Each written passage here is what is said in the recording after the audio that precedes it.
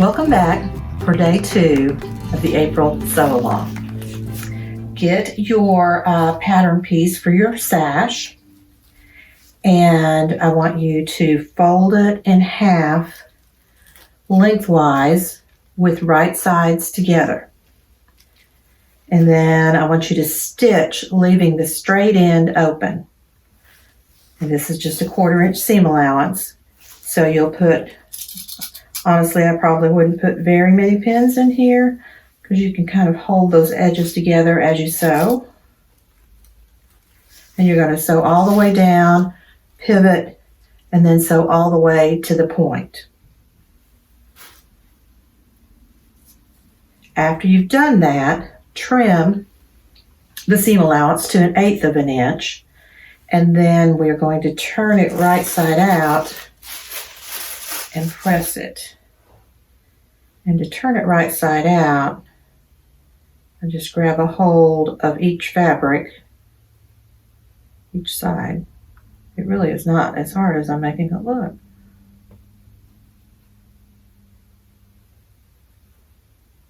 There. And kind of poke that point down in there, and then you can use a point turner and then just gently push that point all the way out this end.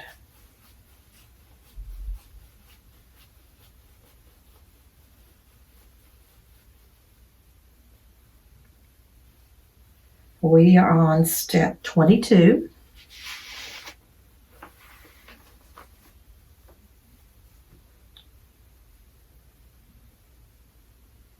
Now you can gently get that point out there nice and pointed.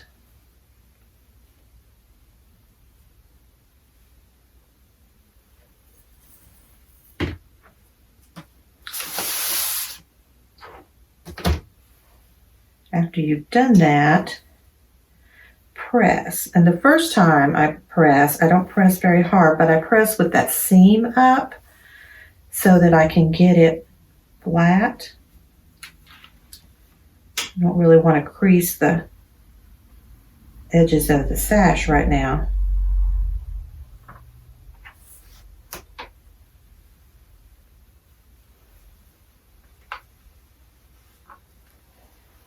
And after I do that, then I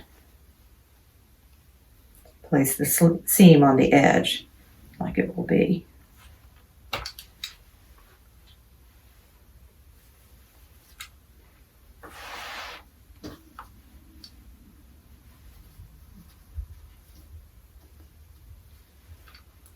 After you've done this, go to your machine and with a basting stitch of about 4, stitch across the end, the unfinished end here.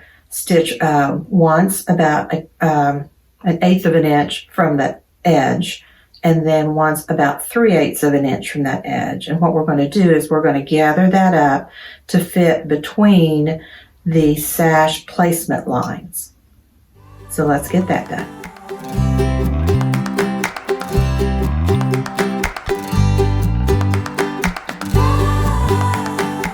Okay, now that you have your sashes done, turned right side out and pressed, gathered your ends and basted them between your markings, you're now ready to do your side seams.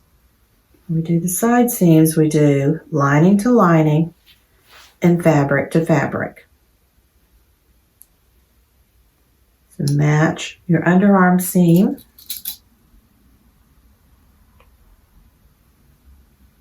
And then just pin with the sash sandwiched in between the front and the back.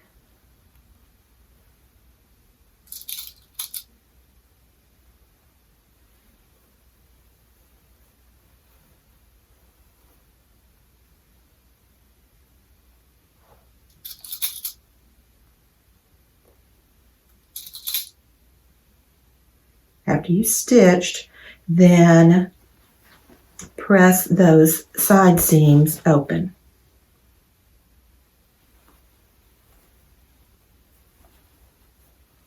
like that.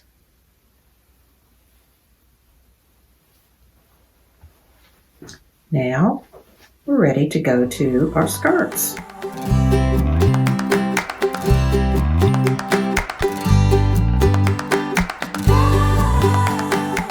Now we're ready for the placket, and that starts in step 24.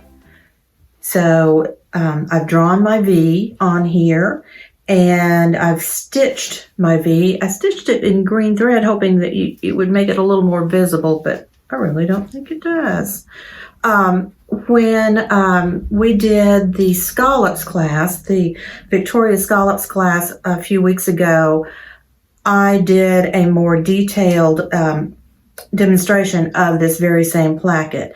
And I'm sure that would have been on day 3 of that class. So if you want to skip back there and just fast forward to that section, that will help make it a little more clear what we're doing right now. But this is the wrong side of my fabric.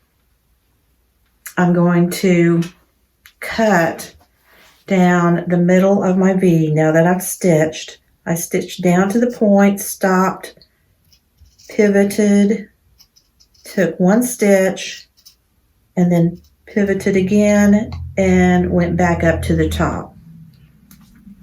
So now I'm going to take the right side of my placket strip and put it to the right side of my skirt. So I can still see my line, my drawn line, as well as my stitched line on the wrong side of my skirt.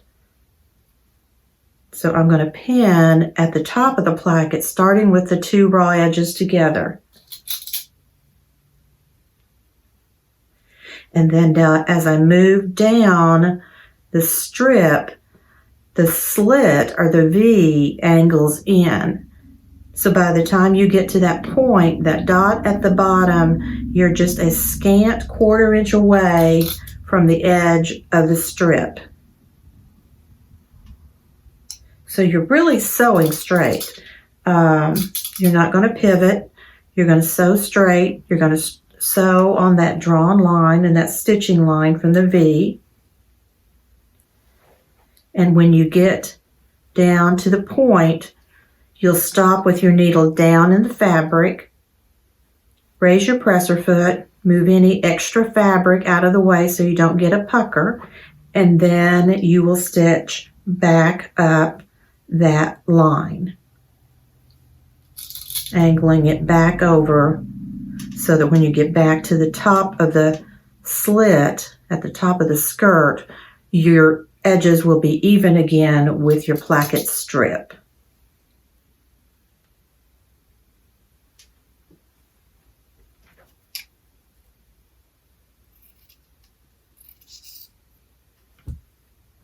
Okay, I'm going to stitch that and then we'll be right back.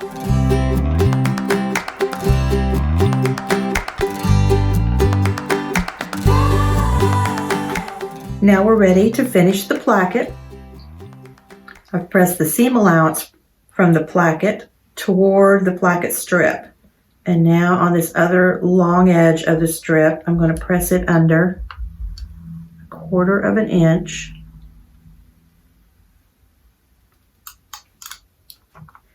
And then I will press again so that that folded edge goes just past your stitching line. So you shouldn't see any of your stitching.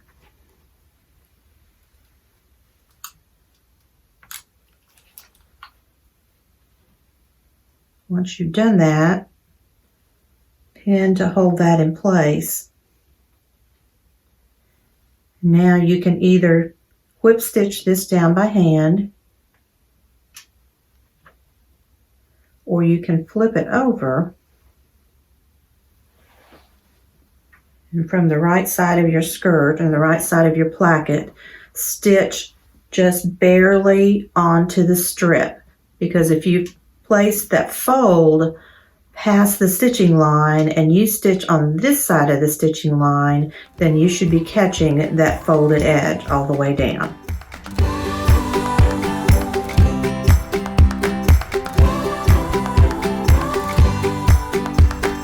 Now I've top stitched my placket, and I've gone ahead and stitched that diagonal stitch that it shows in step 26.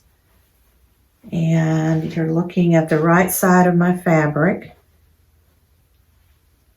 So I'm going to go ahead and fold back the placket on this side again and put a pin there, because that's the way it will remain, and it will remind me when I'm pinning my skirts to my bodice that that side of the placket needs to be turned all the way to the back. I've gone ahead and done my side seams of my skirt and finished those. So you can do that and go ahead and put 2 rows of lengthened gathering stitches around your skirt, starting at the placket and coming around and ending at the placket. You'll put your first one, this is a 1/2 inch seam allowance now, so you'll put your first one 3/8 of an inch from the edge and another one 5/8 of an inch from the edge, so that we can stitch in between those 2 gathering threads.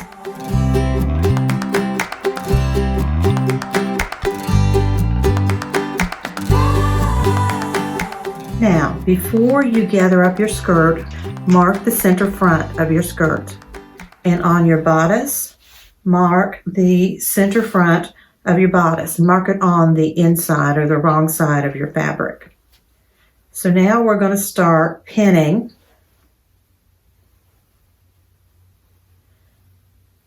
the bottom edge of the bodice with the lining loose. And because this has a wraparound facing, we want to start pinning where the fold is. So I've marked it with a blue line.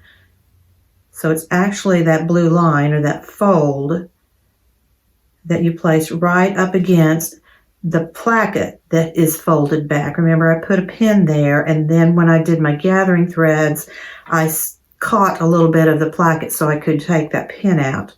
So you start like that.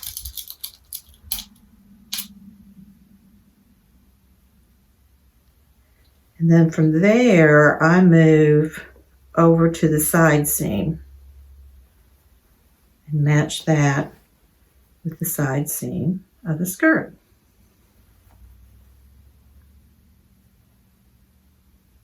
And put a pin there.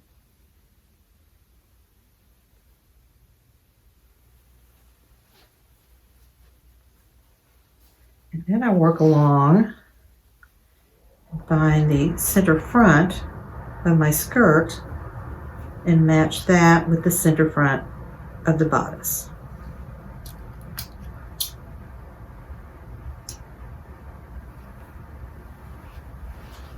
And then from there, I start pulling my gathers until everything fits in that space.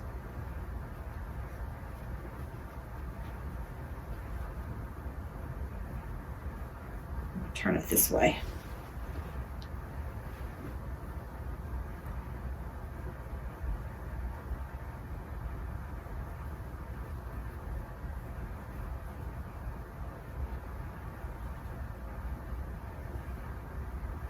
Okay, before I pin anymore, I'm going to go ahead and match those same areas with the rest of the skirt.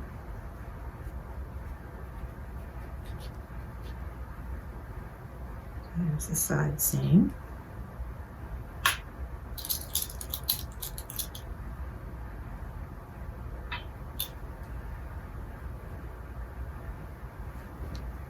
And again, I'm just going to place the edge of the placket on the fold line for the facing. And then keep the rest loose for now. So on the side of this placket remains unfolded. And it goes right up against that blue fold line that I marked.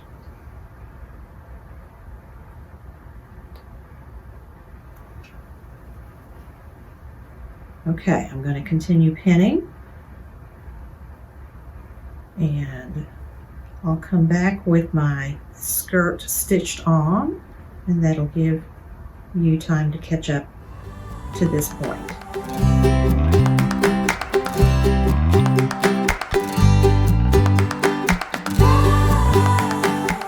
Now that you've got your skirt stitched on, before you trim, always look at the right side of your dress. And with this dress especially, look at where the ruffle joins the waistline seam.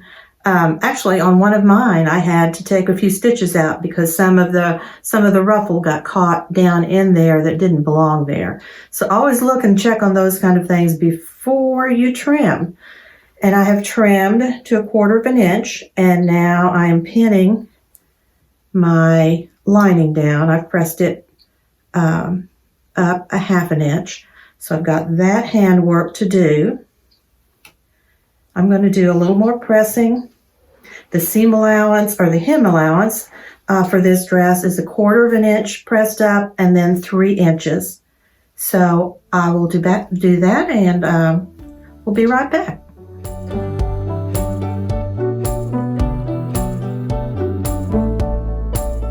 Well, we still have some handwork to do, but it's pretty close to being finished. I'm just going to need to practice my sash tying skills. That was never something I was very good at. Hope you enjoyed the class. See you next time.